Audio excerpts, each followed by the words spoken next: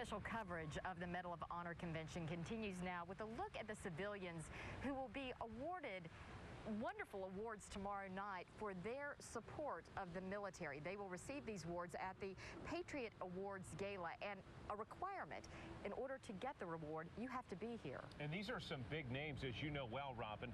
U.S. Supreme Court Associate Justice Samuel Alito is a veteran of the Army and will receive the most prestigious Patriot Award. David Faraday is a writer and broadcaster for CBS Sports and the Golf Channel.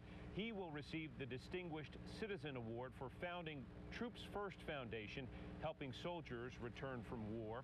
Actor and producer Mark Wahlberg is receiving the Bob Hope Award for excellence in entertainment for supporting troops through both acting and charity work. Jake Tapper is a CNN anchor and chief Washington correspondent and will receive the Tex McCrary Award for excellence in journalism. I had the opportunity to talk with Tapper earlier about that honor. Here's that conversation. Jake Tapper joins us now from Washington. Good to have you, Jake. Congratulations. And you have received a lot of praise and awards throughout your career. What does this one mean to you?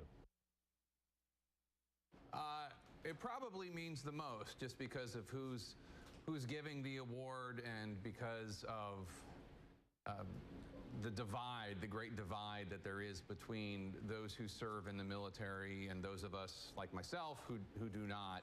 And my efforts to try to bridge that gap to a degree. So it's nice to get journalism awards from my peers, but to have a select group of people of such valor and courage even know my name is very humbling.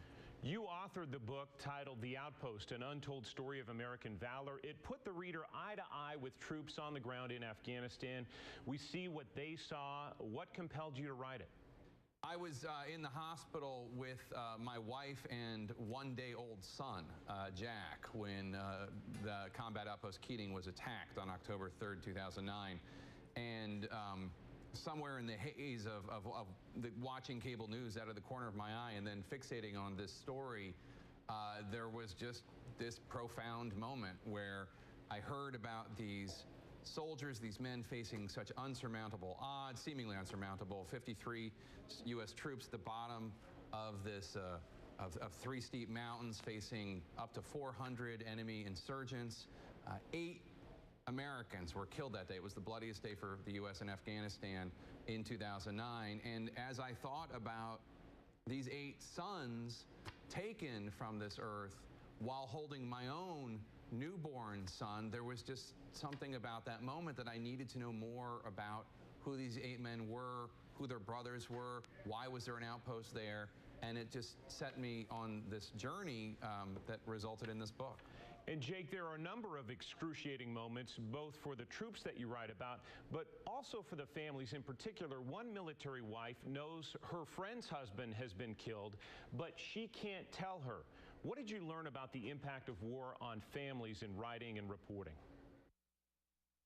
Well, it's just what you learn is that it's not just the 2 million plus Americans who have served in Afghanistan or Iraq over the last decade plus who have given so much, but it's also those who love them, the wives, the husbands, moms, dads, the children, who give so much, and there really is so little appreciation for them and what they do for us.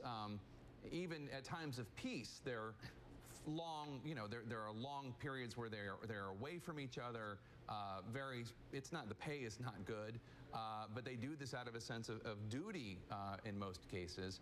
And then, of course, you have times of war when they lose spouses, or the spouses come back to them with scars that are either visible or not visible, but very much there. And you realize they give so much to us. That story you mentioned about the death of Colonel Joe Fenty and his widow's friend finds out about it. It was just excruciating to hear about, excruciating to write about, but it's just a very, it was a very potent moment when writing about it, just to tell the story because of the pain. This woman, this soon-to-be widow, did not know the pain that she was about to have, and her friend did, and it's just a horrible, horrible situation, but it was an honor that they trusted me to tell the story. Jake Tapper, we appreciate your time today. Congratulations on the award. We look forward to hosting you in Knoxville on Saturday.